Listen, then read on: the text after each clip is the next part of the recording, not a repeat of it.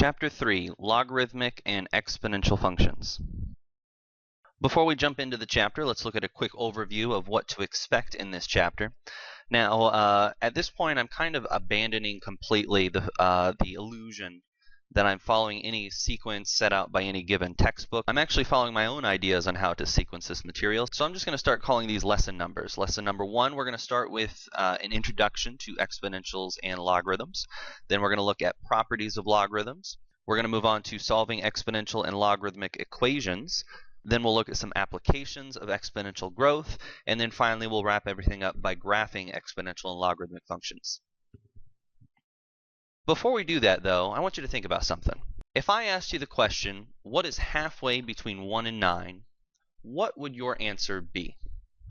Now, I really want you to think about this for a second. What number is halfway between 1 and 9?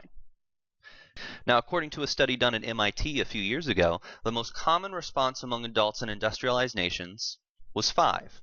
And I'm going to guess that's probably what you came up with, because halfway between 1 and 9 is the number 5. If I listed out the numbers 1 through 9, I'd get 5 smack dab in the middle. But on the other hand, the most common response among small children or adults in non-industrialized nations was actually 3. Think about that. How did they come up with 3? And it's not like, a couple of people answered 3 just incorrectly. They legitimately answered 3. A bunch of people legitimately answered 3 as halfway between 1 and 9. And the reason for this is the way that we think. Those of us who have gone through an industrialized educational system such as the one you're in right now, we are trained early on to know that 5 is smack dab in the middle of 1 through 9. But that's if you're counting using what's called an arithmetic scale. In other words, I count 1, 2, 3, 4, and so on and so forth. I get from one number to the next number simply by adding the same quantity every time. In this case, I'm adding 1 every time. 1 plus 1 is 2, plus 1 is 3, plus 1 is 4, and so on and so forth. Now, if I were to count by 2s, 0, 2, 4, 6, 8, 10, that's still an arithmetic scale because I'm simply counting by I'm adding the same quantity every time. So by using an arithmetic scale, which is what we are trained to use from a very early age, we find that 5 is smack dab in the middle of 1 and 9. But what if I counted a little bit differently? Instead of counting 1, 2, 3, 4, 5, and so on, what if I counted like this? 3 to the 0, 3 to the first, 3 to the second, 3 to the third, and so on and so forth. 3 to the 0, well, that's really 1. 3 to the second, well, that's really 9. So what's smack dab in the middle of 1 and 9? Well, 3 to the first, or 3. This is just another way of counting. This is actually called a logarithmic scale. You could also refer to it as an exponential scale because they're written in as exponential numbers. 3 raised to the exponent 0, 3 raised to the exponent 1. But in general, it's referred to a logarithmic scale. In other words, the numbers 0, 1, 2, 3, and so forth. The exponents are what's really increasing over time. And another word that we use for exponents is logarithms. A logarithm is an exponent. Keep that in mind. Stay tuned for coming attractions. When I count arithmetically, I'm thinking about absolute distances. The distance between 1 and 2 is 1. The distance between 5 and 6 is 1. But when I'm counting using a logarithmic scale, I'm thinking about relative distances. 1 and 3 is 3 times as big as 1. Well, 9 is 3 times as big as 3. 27 is 3 times as big as 9. And the fact that young children and adults from non-industrialized nations tend to think more logarithmically than arithmetically kind of shows that our brains are more hardwired to think in logarithmic scales versus arithmetic scales, to think about relative size as opposed to absolute size. Imagine you're an ancient human on the Serengeti, and you hear a lion in the bushes next to you. You don't see it, but you hear it. Now in the bushes there could be one lion, or maybe there's 2 lions. If you're thinking arithmetically, the difference between 1 lion and 2 lions, well, that's only 1 lion. That's not that big of a difference. Versus if you're thinking logarithmically, 1 lion and 2 lions, that's a huge difference. 2 lions is twice as many lions as 1 lion. Now, you might be able to get away from 1 lion, but 2 lions is a lot more difficult to get away from because you don't know which way to run. So if you're of the arithmetic mindset, you might not even be concerned of the extra lion that's hunting you down, because it's just 1 more lion. But if you know that 2 lions is twice as many lions, then you may have a lot more concern and you may take a lot more efforts to get away from that those 2 lions as opposed to that 1 lion. So the ancient human who thinks of 2 lions as being twice as much and thus is twice as much concerned about the problem versus the person who says, oh, well, there's only 1 more lion than I originally thought there was, that person who has greater concern is probably more likely to survive that interaction and thus pass on his genetic code and his way of thinking to his children. Now, this distinction between relative size and absolute size, we still have that ingrained within us, even though we've been ruined in all other senses by the educational system we've been forced through. If you've got $10 in your hand and I give you $10 more, you've doubled your money. You are thrilled. Versus if you've already got $100 in your hand and I give you $10, well, I'm giving you the same amount of money, yet I'm going to highly doubt you're going to be as excited if I'm giving you $10 when you already had 100 versus you only had 10 to start with. So let's explore this concept of exponential and logarithmic growth a little bit more in depth by starting with our first lesson, Introduction to Exponentials and Logarithms. Now, our learning goal in this section is to be able to evaluate an exponential and a logarithmic function. Now, these first few lessons are pretty much going to be background material to get to the last couple of sections in order to be able to graph exponential and logarithmic functions, as well as look at some applications, some real-world examples of exponential and logarithmic functions. To start with, up to this point, we've only dealt with one type of function, algebraic, but there's an entirely separate class of functions called transcendental functions. Now, algebraic functions are functions that can be expressed using addition, multiplication, or roots. For example, polynomials, rational functions, or radical functions. Radical functions, again, just a fancy word for root. Chapter 1 and Chapter 2 dealt exclusively in these 3 types of functions. Now, transcendental functions do exactly what the word implies. They transcend normal algebraic functions. They are functions that cannot be expressed using merely addition, multiplication, or roots. I'm not saying that we're doing away with those. I'm saying that these 3 operations won't exclusively take care of things. Now, the transcendental functions that we're going to be dealing with this year are going to be the exponential function, the logarithmic function, and in Chapter 4 we will start talking about trigonometric functions. In Chapter 3, though, we're just looking at these 2, exponential and logarithmic. So let's start with exploring exponential functions. Now, first things first, I want to compare back to an old function, y equals x squared, to our new function, y equals 2 to the x. Y equals x squared, you can call that a power function, although it is still a polynomial. A power function is just a special type of polynomial. Versus 2 to the x, when the number is in the base and the variable is in the exponent, we call that an exponential function. So if the variable is the base, it's a power function. If the variable is the exponent, it's an exponential function. Now let's look at a table of values. Let's see how these 2 functions compare to each other when I plug in specific values for x. So if I plug in x equals 0 into the power function x squared, I get 0 as a y value. Plug in 1, I get 1. Plug in 2, I get 4. Plug in 3, I get 9. Then 16, 25, 36. All the perfect squares, in other words. If I do the same thing with the exponential function, notice if I plug in 0, 2 to the 0, any number to the 0th power is always going to be 1. So at x equals 0, we've already started out at a higher value with the exponential functions than we do with the power functions. If I plug in 1, I get 2, still higher. If I plug in 2, I get 4. Notice that the power function is growing fast enough that it's overtaken the exponential function. The exponential function started ahead, but it wasn't growing fast enough, and so the power function has caught up. If I plug in 3, I get 8. Power function is still ahead. If I plug in 4, I get 16. Notice the exponential function was lagging behind, but now the exponential function has caught up to the power function. So let's see what happens going forward. Plug in 5, I get 32. Exponential function still ahead. Plug in 6, I get 64. The exponential function has nearly doubled its lead by the time it gets to x equals 6. Let's see what happens as we progress further. For x squared, we've got 49, 64, 81, and 100. For 2 to the x, 2 to the 7th is 128, 2 to the 8th is 256, then 512, then 1024. So notice, by the time we get to x equals 10, the power function x squared has only made it to y equals 100, but the exponential function has passed 1,000 already, and it's never looking back. It's just going to keep growing and growing and growing faster and faster forever and always. The exponential function may start out slow, but it speeds up very quickly and it grows very, very quickly. So let's look at our definition of an exponential function. An exponential function is any function that can be written in the form some number b raised to the variable x. B is called the base. Again, it is a number. It can't be a variable on its own. It's a number. It's a constant value. raised to a variable exponent. Now I'm allowed to have numbers in the exponent, but as long as I have a variable in the exponent, it is an exponential function. Now, important restrictions to that base value. First off, the base has to be greater than 0. In other words, if I plugged in a negative value for b, if we went back to our table of values, instead of it being positive 2, maybe it was negative 2. So let's pretend that this was a negative. We'll use parentheses around the negative to show that the negative is part of the base. It's negative 2 raised to the x. So if I were to take negative 2 to the 0, I'd still get 1. Negative 2 to the first, on the other hand, would not be 2, it would be negative 2.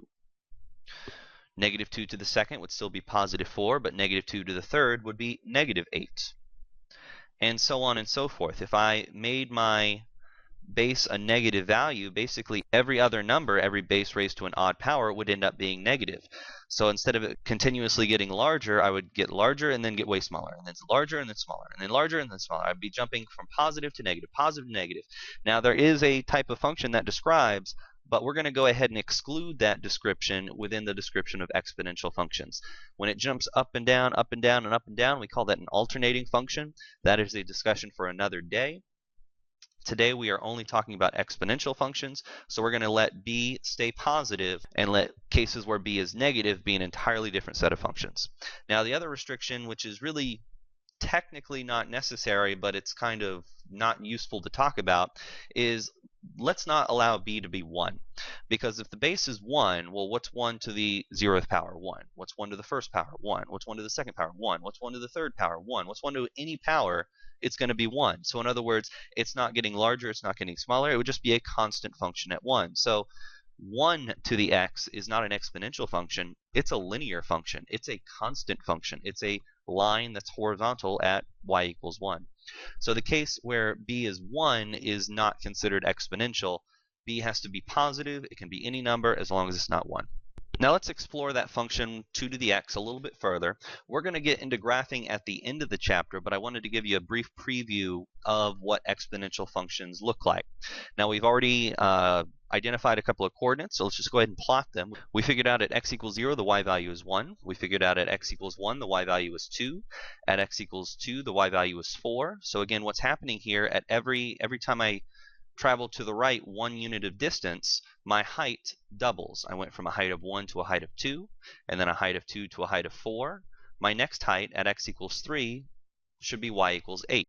I need to make a little room in order to do that, so I'll move my x-axis down. So I went from 1 to 2 to 4. My next height would be 8, and then my next height after that would be 16, and there's no way I'm going to make any more room on this particular graph. But it would just keep growing higher and higher and higher and higher. So what happens as I move to the left then? I start at a height of 1. At x equals 0, my y value is 1. When I move to the right, every time I move 1 unit to the right, I double in height. Which begs to reason, every time I move to the left, I should cut my height in half. Well, we can prove this simply by plugging in numbers. If I plug in negative 1, remember that a negative exponent really means reciprocal, or take the 2 and flip it upside down. So 2 to the negative 1 really means 1/2. So at x equals negative 1, I have a height of 1/2. At x equals negative 2, 2 to the negative 2 really means 1 over 2 squared, which is 1/4. Right there. 2 to the negative 3 really means 1 over 8. So I've confirmed, as I move to the left, every time I move 1 unit to the left, my height gets cut in half. 1/2, 1/4, 1/8, 1/16, 1/32, and so on and so forth. Notice what's happening as I move to the left, it's getting smaller and smaller and smaller, and it's approaching 0. Yet it never actually will equal 0. There is no exponent I can plug in. If I plugged in 2 to the negative 1 billion, it's still going to be a number that's going to be greater than 0. It's going to be a very, very small number, but it's still going to be greater than 0. And it's still going to be positive. It is greater than 0. It's positive. It will never be negative. No matter what number I plug in for x, it will always be a positive number. Plugging in a negative x value does not give me a negative answer. It gives me a fraction, and thus it's always positive. So what that means is I have a horizontal asymptote. The graph is approaching y equals 0, yet never actually crossing y equals 0. So if I imagine my curve being really, really close to the axis here, and then it hits the y-axis at 1, and then explodes upward forever and always, I have my exponential growth curve. Now there's a really interesting video that I found about how fast exponentials actually grow. I highly encourage that you click the link down in the lower right hand corner and view a quick little TED Talk video on exponential growth. And you can see how fast exponential growth actually is. So for an exponential function, this is our parent function. This is the parent function that you will have to memorize. So you might as well memorize it now, just like you know the parent function for x squared, the parent function for x cubed. You also need the parent function for exponential functions of the form b to the x. We have a horizontal asymptote at y equals 0. We cross the y-axis. We have a y-intercept at 0, 1. We grow to the right. We level off to the left. Since I can plug in any number I want for x, that means our domain would be all real numbers. There are no restrictions on the x value. If the asymptote is horizontal, it's not a restriction on the x value, it's a restriction on the y value. So speaking of y values, the range. Remember, range is how low do you go to how high do you go. The graph only goes as low as the horizontal asymptote, which is at y equals 0, but it goes up forever, so it goes all the way up to infinity. Now it never actually reaches 0 or infinity, so we'll put parentheses. Domain of an exponential is all real numbers. The range goes from 0 to infinity. As I said, we have a horizontal asymptote at y equals 0. Keep in mind when we start throwing in transformations here, the range and the horizontal asymptote are going to change, but they are directly linked to each other. The horizontal asymptote acts as a boundary on the range. If it's opening up, it's whatever the horizontal asymptote value is to infinity. If it's opening down, then it would be negative infinity all the way up to wherever the horizontal asymptote is. So these two numbers will always match. We do not have any x-intercepts because it never crosses the x-axis, unless of course I shift it up or down, then it will have an x-intercept. The y-intercept is at 0, 1. But again, if I throw in any stretches, if I multiply the exponential function by anything, then that y-intercept could change. But the parent function has a y-intercept at 0, 1. And then that old question of increasing versus decreasing, well, I start out really low and I just keep getting higher and higher and higher as I move from left to right. So it increases forever, it never decreases.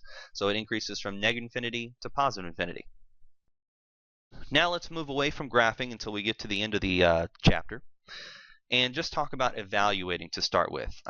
Just like in elementary school, you start with evaluating functions before you get to middle school and you start solving functions. So given the function f of x equals 4 to the x, without a calculator, put the calculator down, I want to evaluate this function at these 4 values. So give it a try, hit play when you're ready. Alright, so the first one, f of 2. Again, I'm simply asking you to plug in 2 for x. So f of 2 would equal 4 squared, and 4 squared is of course 16. Super easy, let's try another. Now let's try f of 0. 4 to the 0, anything to the 0th power is always 1, so f of 0 equals 1. Another super easy one. Let's see if the third one is just as easy. 3 halves. Okay, so 4 to the 3 halves. Now think about this one. I don't need a calculator for this. If you thought to yourself, how am I supposed to do this without a calculator? You are weak. You need to be able to do this without a calculator. Remember, we have properties of exponents. Remember that 3 halves is really 3 times 1/2. And when we have an exponent that's really a product, we can break that up into a power to a power. In other words, 4 cubed to the 1/2 is the same thing as 4 to the 3 halves. Because if I have 4 to the 3rd to the 1/2, I really have to multiply those exponents and get 3 halves. So I'm really breaking up my exponent into 2 separate pieces. And it doesn't matter what order I break it up into. I can break it up into 4 cubed to the 1/2, or I could break it into 4 to the 1/2 cubed. We also need to remember what that 1/2 exponent means. A 1/2, a rational exponent, really means a root. So a 1/2 means a square root. So if I were to evaluate this way, 4 cubed, well, 4 times 4 is 16, times 4 is 64. 4 cubed is 64. 64 to the 1/2 is the same thing as saying the square root of 64, so that would be 8. I could also evaluate it the other way around. 4 to the 1/2, the square root of 4 is 2. 2 cubed is also 8. So notice, either way you break it up, you're going to get the same answer. If I can make a suggestion, though, always make the number smaller before you make it bigger. Sometimes it may not be too easy to do this piece in your head, but it's probably going to be easy to do this piece in your head, because I'm not going to give you numbers that are difficult and not give you a calculator. So I would always recommend do the root before you do the exponent. Make the number smaller before you make it bigger. Square root of 4 is 2, 2 cubed is 8. And f of negative 2, 4 to the negative 2. Remember, we already addressed this. A negative exponent really means flip it upside down. 4 to the negative 2 really means 1 over 4 to the positive 2. 4 squared is 16, so my answer is 1/16. All right, here's a multiple choice question for you. Let's just go ahead and plug in x equals 2 into g of x without a calculator. Hit play when you're ready. So plug in 2 and simply follow the order of operations. Order of operations says I need to do my exponent before I do my multiplication, so hopefully you did 3 squared first and got 9, and then 9 times 4 and got 36. Now, if you look at the other answers, 144, you would actually get 144 if you did the multiplication 4 times 3 first, which is 12, and then squared it and got 144. Or if you did 4 times 3 and got 12, and then instead of squaring actually multiplied by 2, you'd get 24. Or if you're just hungry, you might have picked D. All right, this time feel free to grab a calculator. Not only do we need to be able to do exponentials by hand, we should be able to use a calculator to evaluate them as well. So grab a calculator. I'll grab mine as well. Remember that the exponent key, the generic exponent key, is this button right here. If I want to do 2 to the 5th, I just hit that exponent key right there to get my answer. So why don't you go ahead and give it a try on your own. Hit play when you're ready. All right, so the first one we're going to do 4 to the 2.7 power. So 4 raised to the 2.7 power. And we get this ugly decimal right here, 42.22425,314. But we need to remember that this doesn't stop here. It goes on forever. Exponential functions are often going to give you irrational answers. Don't be surprised when that happens. Sometimes they'll give you nice rational answers, but most of the time they're going to be irrational answers. They do go on forever. Now, for our purposes, this is what I would refer to as an exact answer, 42.22425,314 ... Without that ... it's not exact. But as long as you have that ... it's an exact answer. But I don't need all of these digits. Rule of thumb, 3 past the decimal. You only need 1 to the 3rd digit past the decimal. Feel free to write 3 past the decimal and then just stop writing. Now, you can either truncate your answer or you can round your answer. I don't care. All right. If you truncate it, means to just simply stop writing. Rounding means to use appropriate rounding rules. So if this were a 5 or higher, that 4 would become a 5. If it was a 4 or lower, that 4 would stay a 4. But if we're talking about the difference between 0.004 and 0.005, I'd say we're pretty much right either way we do it. So that's why I don't care whether you truncate or round. So on this one, if I truncate or round, I get 42.224. Notice I'm no longer equal. I use the squiggly equal, which means approximately.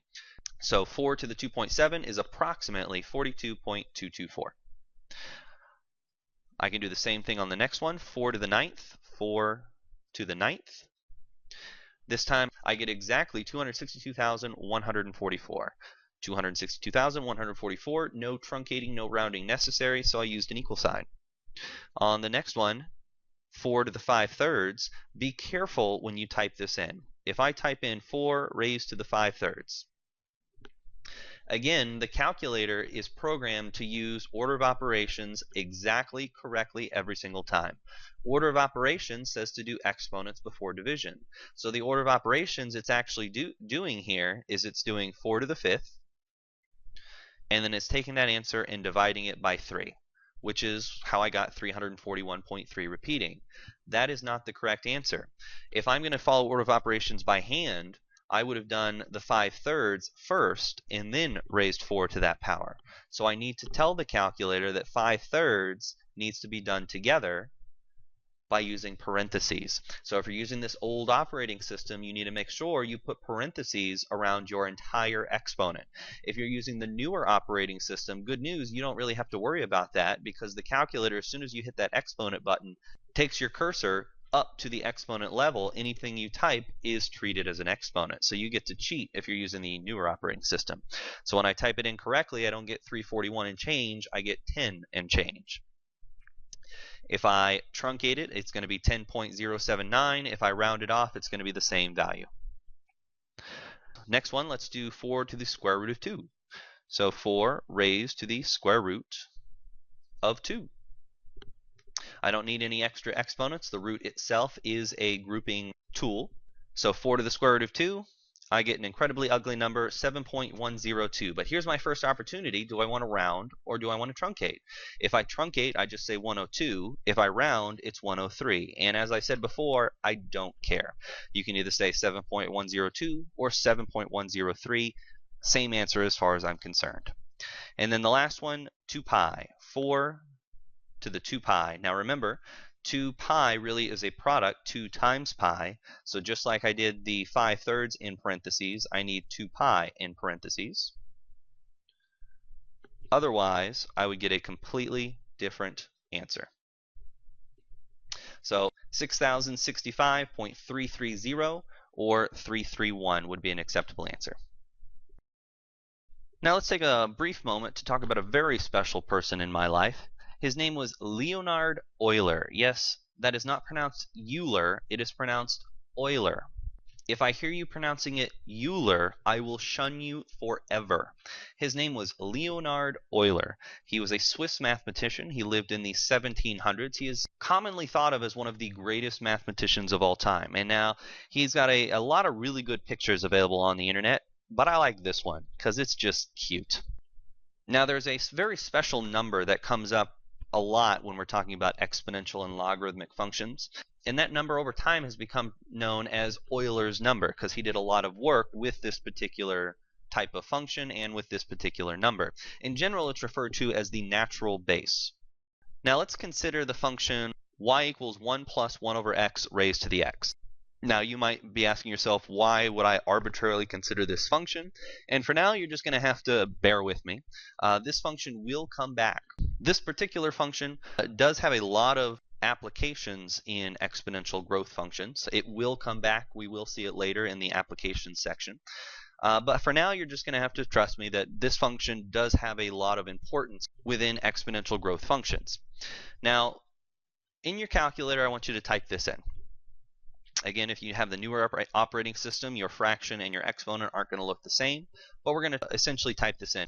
Now to get this button right here, it's hiding all the way down here. You just hit alpha and then the decimal point to get that button right here. So if I type in 1, store button x, so what I'm doing is I'm storing 1 for x, and then instead of doing this as a separate line, I'm basically telling the calculator store 1 for x and then evaluate this function 1 plus 1 over x raised to the x at the x value that I stored. So instead of having to do this in 2 separate lines, I'm going to do it in 1 line using that colon.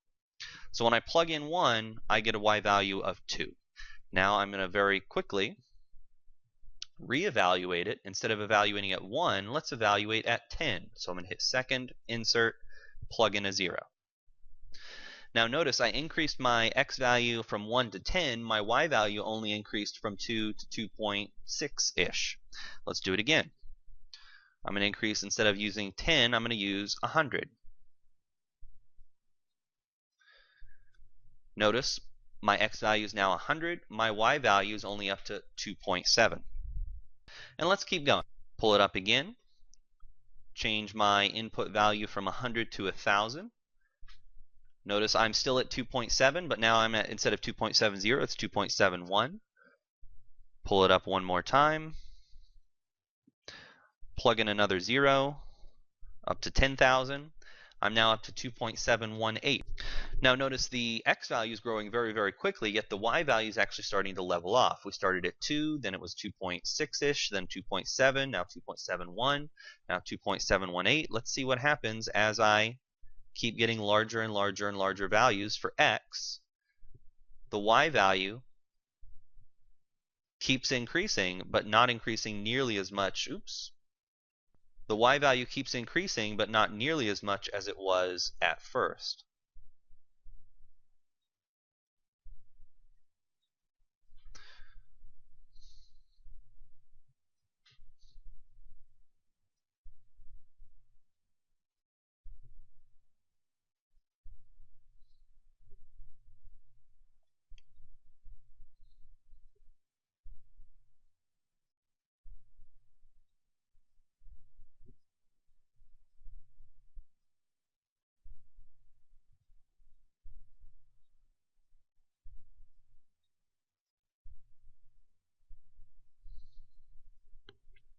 Now I'm very quickly approaching a point where, as far as the calculator is concerned, it's not growing anymore. So notice I've gotten to that point where I plugged in this really big number for x and this even larger number for x, yet the y value came out the same. Now of course they're not actually the same, it's just that the change in value is beyond what the calculator is willing to display. But we can see now what this number is starting to level out at. 2.718281828 ... and so on and so forth. We call this very special number that this function levels out at the natural number, or the natural base, or Euler's number. And we describe it as the limit as x approaches infinity. All right, this is a notation that we're going to be using later on in this course, and it's what calculus is based on. In other words, I'm not evaluating at any given value of x, I'm evaluating at every value of x, and I'm evaluating as we go to infinity. And if that y value starts to level out, I can say that as x gets larger and larger and larger, as x approaches infinity, the function itself doesn't grow any further than 2.718281828. Now I've got a handy way of memorizing this number, and I memorize this simply by remembering Andrew Jackson. Andrew Jackson, of course, was the 7th president of these United States. He was elected in 1828. But in fact, that was not his first attempt running. He attempted running in 1824, but lost. So 1828 was his second time running. That's right, I said it was his second time running in 1828. And I wonder if you know how old Andrew Jackson was in 1828 when he was elected president. Well, honestly, I have no idea, but I know the next 4 digits are 4590. And it just goes on forever and always in that fashion. So just like the very special irrational number 3.141592658 is very special in geometry, and we gave it a name, pi, this number, Euler's number, is so special in exponential growth that we gave it a name. It's, again, Euler's number. It's the natural base, or simply the number e. The number e is approximately 2.718. This number comes up often enough, I really suggest that you memorize this very special number e, just like you've memorized the very special number pi. So let's take a moment and look at an exponential function using that natural base, the natural number, Euler's number e to the x. So let's evaluate f of negative 2.5. I want you to evaluate this 2 different ways. I want you to evaluate it with a calculator and without a calculator. So with a calculator, if you plug it in, e to the negative 2.5, you should have gotten something approximately to be 0.082.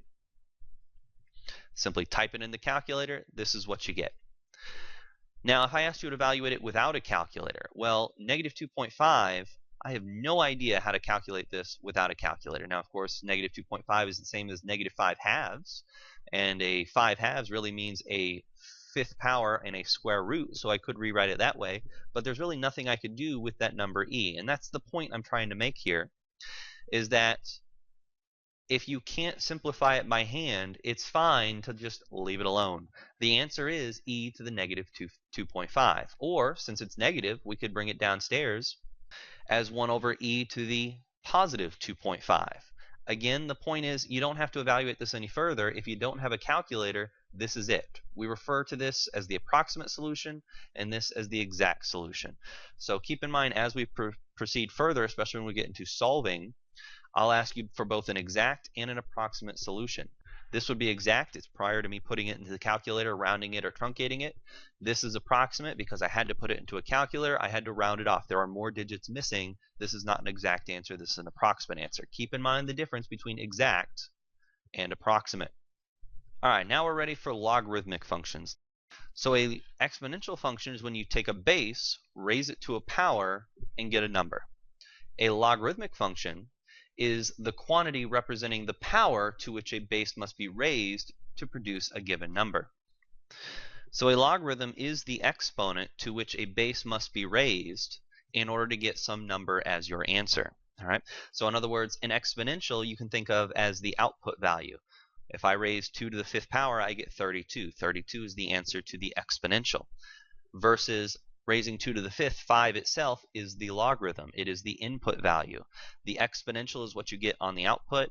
The logarithm is what you get on the input. So in other words, they are inverses of each other. One is the output, one is the input. The inverse of an exponential is a logarithm. The inverse of a logarithm is an exponential. So a logarithm is to an exponential The same that a square root is to x squared, or addition is to subtraction, or multiplication is to division.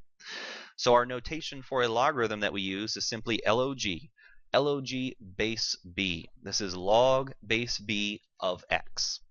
So it's read log base b of x, but you are welcome to think of it as b, the base, to what power gives you x. If you're trying to evaluate a logarithm, it's helpful to think of as simply reading this as b to what power gives you x. The power to which b would be raised to give you x is the logarithm. And just like exponential functions, because this is the inverse of that exponential, it has the same restrictions on the b. It has to be a positive value. It cannot be 1. So again, just to reiterate the relationship between a logarithm and an exponential. Here is my exponential function. The logarithm is the inverse of the exponential. So to find an inverse function, we simply replace the x with y, replace the y with x, and then solve it for y. Here's one of the issues that presents to us. How would you solve? If you didn't have logarithms, how would you solve for y?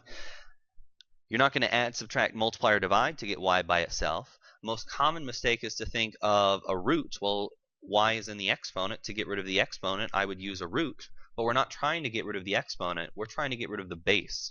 Taking a square root would get rid of a square. Taking a cube root would get rid of a cube. It doesn't actually get rid of the base itself. So this is what a logarithm does for us. A logarithm is an operation just like anything else. I can add to both sides. I can subtract both sides. I can also take the log of both sides. So taking a logarithm is an operation just like taking a square root, just like adding, just like multiplying, just like dividing. And you are welcome to take a log of both sides of an equation. So on the left side it says log base b of x. On the right side it says log base b of b to the y. So again, what I said before, you are welcome to think of this as b to what power would give you b to the y. B, the base, to what power would give you the desired value of b to the y. Well, b to the y would give you b to the y. So log base b of b to the y is itself y. Again, because they are inverses, the exponential function b to the y gets canceled out by the logarithmic function. So log base b of b cancels itself out, and y comes on down. Just like the square root of x squared cancels out and you're left with x, I could say x plus 1 minus 1 cancels out, you're left with x. As long as they are inverses of each other, they cancel themselves out and you're just left with the original input value. So if the input value is y, you're just left with the input value of y. Log base b cancels out with b itself. Log base b cancels out the exponential base b. So y equals log base b of x. This is the inverse of y equals b to the x. So we have our relative forms. Log base b of a equals c, and the exponential form a equals b to the c. So the base is always a base. The b value, the base of the exponential, the base of the logarithm should always be the same number. The answer to the logarithm c is the exponent, because a logarithm is an exponent. So throughout this process, we're going to need to be able to convert back and forth between these log forms and exponential forms. And again, you can think of this in multiple ways. It's very helpful to remember what I said before. The base b, when I'm evaluating a logarithm, I can think of the base b as b to what power gives you a. Well, if the answer is c, then b to the cth power gives you a. So if I am given this, I can very easily rewrite it in exponential form by saying b to the cth power equals a. b to the c power equals a. Or I can use the technique I did before and use inverse operations. To get rid of a logarithm, the inverse of a logarithm is an exponential, but not just any exponential. Just like the inverse of x squared is not a cube root, it's specifically a square root. Well, the inverse of log base b is an exponential with a base of b. So I'm not going to add b to both sides. I'm not going to multiply b to both sides. I'm going to do what's called exponentiating. I'm going to exponentiate b on both sides. In other words, I'm going to rewrite both sides as an exponential function with a base of b. As long as I do it to both sides, it's perfectly legal. So on the left side, b raised to the log base b of a power, because they're the same base b, they cancel each other out and leave the a behind. So I can convert from log form to exponential form simply by exponentiating on both sides. I can do the same thing in reverse. If I start with an exponential and take the log base b of both sides. Log base b of b again cancels itself out. We're left with c. Log base b of a equals c, which is the log form over here. So I can move back and forth as needed simply by exponentiating, by taking a logarithm, or conceptually, b to what power gives you a, b to the cth power gives you a. And just like we did with exponentials, let's go ahead and look at our parent function for a logarithm. We're not going to use it at all in this lesson, but we're going to be using it later on, so I'm going to go ahead and get it out of the way. Remember that logarithms and exponentials are inverses. We talked about how to find an inverse graph back in chapter 1. Remember that an inverse graph is simply a reflection across the line y equals x. So if b to the x looks like this, with a y-intercept at 0, 1, then the logarithm graph should have an x-intercept at 1, 0. And since the exponential graph, as it goes in the negative x direction, it approaches y equals 0, then the logarithm, as it goes in the negative y direction, it should approach x equals 0. And then it would grow just like exponentials grow. It would move away from the y-axis very, very slowly, and then speed up very, very quickly towards the right, just like this. So we have an exact mirror image of the exponential to the logarithm. So thus I have my parent function for logarithms. Notice instead of a horizontal asymptote at y equals 0, we have a vertical asymptote at x equals 0. In this case, logarithms do not have a domain of all real numbers. That vertical asymptote stops things in their tracks pretty quickly. My graph goes as far as 0 to the left, it goes to infinity to the right, never touching 0 or infinity. The range, on the other hand, it goes down forever, it does go up forever, it goes up very, very slowly, but it does go up, so it would be all real numbers. So again, the domain of exponentials is all real numbers, so the range of logarithms is all real numbers. The range of exponentials is 0 to infinity, so the domain for logarithms becomes 0 to infinity. So the x and y values get switched for inverses, so the domain and range gets switched. For that matter, instead of it being a horizontal asymptote at y equals 0, it's a vertical asymptote at x equals 0. Before we had a y-intercept at 0, 1, now we have an x-intercept at 1, 0. And since we have an x-intercept at 1, 0, we have no y-intercepts, unless of course we got some shifts going on in there. And as far as increasing though, unlike everything else where it switched up, it's still increasing forever, but this time when I say forever, it can only increase within its domain, so it increases from 0 to infinity. Alright, now that we have that out of the way, let's get to evaluating logarithms. One of the ways that we evaluate logarithms is by switching back and forth between logarithmic and exponential form. Now remember, we can use the operations, the inverse operations, to switch back and forth, or we can simply think of what I said earlier, b to what power equals a. A logarithm is asking the base b to what power would give you a. Sometimes it's helpful to simply remember this statement instead of remembering the inverse operations. When we get into exponential equations, exponential and logarithmic equations, I'm going to suggest using the inverse operations. But for evaluating, just simply remember b to what power equals a. So here are two logarithmic equations. Let's go ahead and convert these to exponential form. Why don't you try it on your own and then hit play when you're ready. So the first one, log base 4 of x equals 15. Remember, I can use inverse operations to move the logarithm to the other side, just like I could move addition or subtraction or multiplication or division to an opposite side. Or I can simply read this as 4 to what power gives you x. Well, the answer is 15, so 4 to the 15th power gives you x. I've now rewritten this in exponential form. I can do the same thing with this guy. 3 to what power would give you 9? Well, the answer I've defined here is y, so 3 to the yth power would give you 9. And we should be able to go in the opposite direction. Why don't you see if you can rewrite these in log form and then hit play when you're ready. So on the first one, 2 to the x equals 50, remember the base is 2, so for the logarithm it's going to have a base of 2.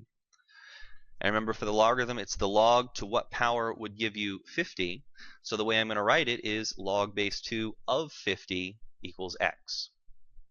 And of course, it doesn't matter whether you put the equals x on the left side or the right side, it's the same thing either way. Try the same thing on the second one. Base is 1/2, base to what power gives you pi, so it's going to be log base 1/2 of pi equal to 5x. All right, we're ready to get to the meat and potatoes of this particular section, and that's evaluating logarithms without the aid of a calculator. Now, I have a calculator. There is a log button on my calculator. I could simply type these into my calculator, but just like with roots, sometimes I want to be able to just do it by hand. Just like I can evaluate square root of 4 by hand, I can evaluate square root of 16 by hand. But if I had square root of 17, I might want to grab a calculator. These would be examples of problems that can be done without a calculator. If a calculator is required, then I'll give you a calculator. So let's go ahead and practice doing it without a calculator so that we know how to do it. Now remember that helpful little tool to remember what a logarithm is. It's simply asking the base to what power gives you a. So when I have log base 2 of 8, maybe it's helpful to think of this as 2 to what power gives you 8. In other words, I can rewrite it in the exponential form. 2 to what power gives you 8 is the same thing as saying 2 to the x equals 8.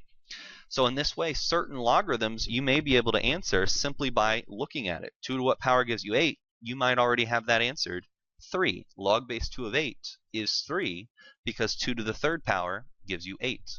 But we can also go a little bit further. We can show a little bit of work because sometimes they aren't that easy, and we need to know what are the techniques that I could go further on this in order to get my answer a little bit more algorithmically.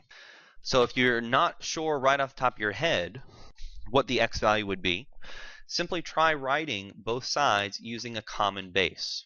My base on the left would be 2, so on the right I want to rewrite 8 with a base of 2. So it's just a little bit of trial and error if you don't know off the top of your head. 2 to the first is 2, 2 to the second is 4, 2 to the third is 8. So 8 is the same thing as saying 2 to the third. Well, if the bases are the same and the values themselves are equal, then I should be able to say that the exponents should be the same. So if 2 equals 2, then that means x must equal 3. So log base 2 of 8 is 3 because 2 to the third power gives you 8. Why don't you try this one on your own? Hit play when you're ready. Alright, so we have log base 3 of 9. So in other words, 3 to what power gives you 9? You might right off the top of your head say, well, 3 squared gives you 9, so the answer is 2. Or you could say, well, 9 is 3 squared, therefore x equals 2. Here's another one. Hit play when you're ready. Now, in the next one, it may be a little bit trickier. I probably wouldn't guess that you would know the exponent 4 could be raised to get 32, so this one you might want to actually show a little work. We start off with 4 to what power gives you 32, and then try to rewrite both the 4 and the 32 with a common base. If I try to write 32 with a base of 4, I'm going to have a problem pretty quickly, because 4 to the second power gives you 16, 4 to the third power gives you 64. I skip right over 32. But that does tell me that x has to be somewhere between 2 and 3. The question is, how far between? So if you can't write the number on the right using the base of the number on the left, maybe you can write both of these with the same common base, as I said before. Both 4 and 32 can be written with a base of 2. 4 is 2 squared, 32 is 2 to the fifth. And of course on the left, 2 squared to the x, that's just really saying 2 to the 2x, remember, because a power to a power is a product. Raised to the 2 and raised to the x is really raised to the 2 times x. So by rewriting 4 as 2 squared and 32 as 2 to the fifth, I can see that the exponents 2x and 5 must be equal, so x equals 5 halves. 4 to the 5 halves power would give you 32. I can double check that by simply thinking in my head, square root of 4 is 2, 2 to the fifth is 32. Alright, here's another one for you. Hit play when you're ready. So we can start off the same way we did before. 4 to what power would give you the fifth root of 16. Now I know of a connection between 4 and 16. 4 squared is 16. But now I got to deal with that fifth root. Now again, it's helpful to rewrite roots as exponents. A fifth root really means what as an exponent? Hopefully you're saying 1/5 as an exponent. So it's really 4 to what power would give you 16 to the 1/5 power. Now we've already established that 16 is really 4 squared, so I can rewrite 16 as 4 squared. But since there's already a 1/5 there, it's really 4 to the 2/5 power. 4 squared to the 1/5, 2 times 1/5 is 2/5. So since I have a common base, I can now say my answer, 2/5. Alright, here's another one. Hit play when you're ready. Okay, we've turned it around. 16 to what power gives you 4? Well, 16 is still 4 squared, and 4 is really 4 to the first. So if they have a common base of 4, then that means 2x equals 1, so x equals 1/2. In other words, 16 to what power gives you 4? Well, the square root of 16 gives you 4. Therefore, the answer is 1/2. All right, here's a handful more for you to try. I want you to try all 5 of these on your own and then hit play when you're ready. All right, we have another one. 3 to what power would give you 1/27. Now, it's helpful to avoid fractions. Instead of writing this as 1/27, let's write it as 27 to the negative 1. That way we're both in the exponential form. 27 can be broken down into 3 cubed. So 3 cubed to the negative 1 is really 3 to the negative 3. So x equals -3. We can do the same thing on this one. 25 to what power gives you 1/5 is really 25 to what power gives you 5 to the negative 1. 25 is still 5 squared, so it's 5 to the 2x equals 5 to the negative 1. 2x equals -1, so x equals -1/2. So the log base 25 of 1/5 is -1/2. 6 to what power gives you 1? Well, it actually doesn't matter what number I'm raising to get 1. Any number to a certain power would give you 1. Any number to the 0th power would give you 1. So in this situation, if I have a 1 right here, log base 6 of 1, log base 7 of 1, log base 1,000,000 of 1, any random number to the 0th power is going to give you 1. So anytime I have a log base b of 1, the answer is always going to be 0. Which makes sense, because if I think about my graph, my logarithm graph, when x was 1, the y value was 0. This is my x-intercept right here. So keep that in mind as we go forward. Log base anything of 1 will always equal 0. And for that matter, 8 to what power gives you 8? Well, it really doesn't matter what number I have here. If these two numbers match, then it must be raised to the first power. So log base b of b, they cancel each other out. You're just left with 1. And the last one. 5 to what power would give you -1? We talked about this earlier. There is no way to plug in an x value and get a -1 as your answer. This one is undefined. There is no answer. Again, considering the graph, remember that the graph looked like this. Yet I'm plugging in an x value that's negative, which was not within its domain. Therefore, the answer is undefined. Now think about a related function, the square root function. The square root function, which looks a lot like the logarithm function, if I were to plug in -1, I would get an imaginary number as my answer. So I wonder, do I also technically get an imaginary number here? And the answer is yes and no. If I include imaginary numbers as possible values, the answer I actually get would be I pi log base 5 of e. So there is a relationship here between logarithms of negative numbers and the number I, but there's not a direct relationship, a nice pretty relationship like we do with the square root of -1. It's more of an indirect relationship. So because of that, I really don't care. We're not going to talk about imaginary numbers when we're considering logarithms. They do come up in later courses, but not in this course. So for our purposes, we're just going to say undefined, or no solution, or does not exist, or whatever you want to say.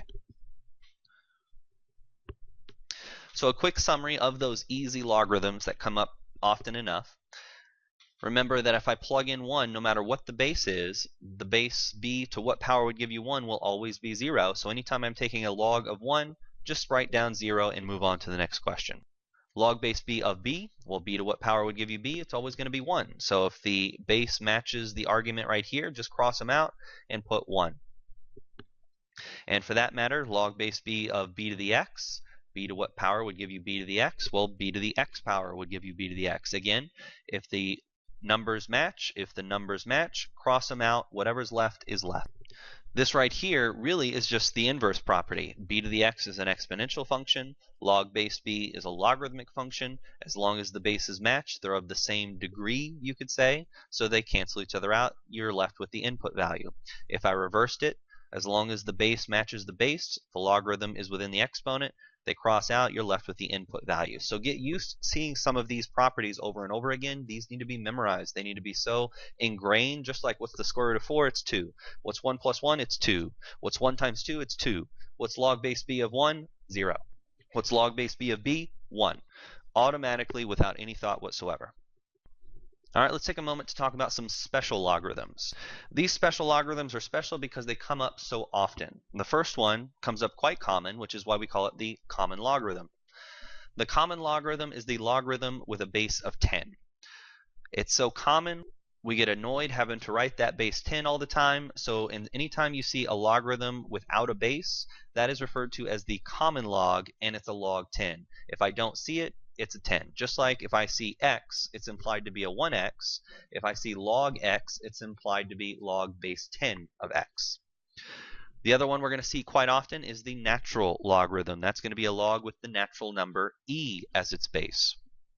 So instead of writing log base e of x, we abbreviate it down to ln of x. Don't ask me why it's not in L. I don't know. We're mathematicians. We like to make things difficult. So anytime you see ln, that really means log base e. If I don't see a base on log, it's base 10. If I see ln, it's base e. All right, why don't you take a moment, pull your calculator back out. I want you to evaluate these three expressions, and I'm not going to tell you where the log buttons are. I want you to find them on your own. Take a moment, hit play when you're ready.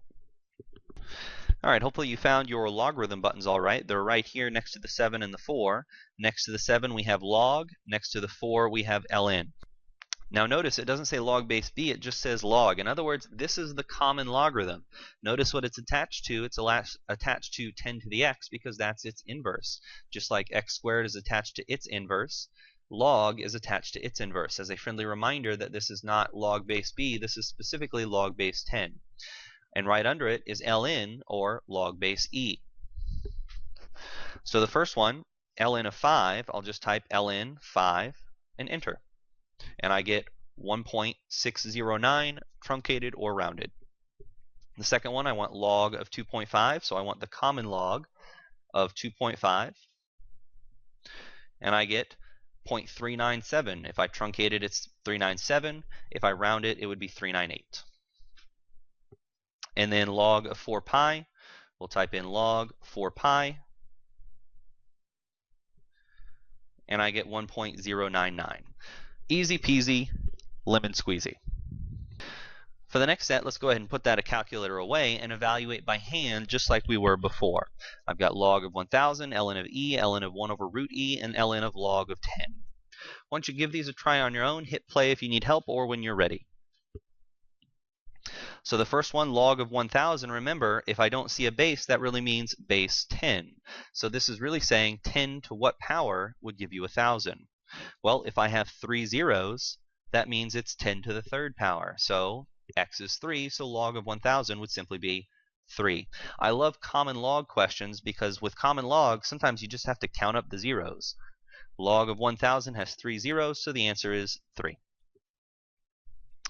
ln of e, well remember, for ln, the base is e, and if the base matches the argument itself, they cancel each other out, and it leaves behind a 1. ln of e is simply 1. This one comes up again often enough, you need to just, without even thinking, ln of e, 1. Log base 2 of 2, 1. Log base 5 of 5, 1. Log of 10, common log of 10 would be 1. If the base matches the argument, it's 1. So on this one we do have ln and we have e, but it's not quite just e. We have some manipulation that we have to do before we can actually evaluate this. So before we can evaluate this one, let's go ahead and rewrite it a little bit. So first off, a square root is really a 1/2 exponent. Anytime I see roots, I always have the habit of rewriting it as a rational exponent. And then secondly, since it's in the denominator, it can be brought upstairs as a negative exponent. Now that I have the ln and of e right next to each other, they can cancel out. The only thing left is negative 1/2, so that's my answer. And finally, ln of log of 10, well, let's evaluate the inside first. This is my common log, base 10 of 10. I have 1, 0. Therefore, log of 10 is 1. And ln of 1, anytime I plug in 1 to a logarithm, I get 0. So now we've got the skills that we need in order to evaluate. Next time, we're going to look at some properties of logarithms, which can actually help us evaluate. And then after that, solving and graphing. So stay tuned.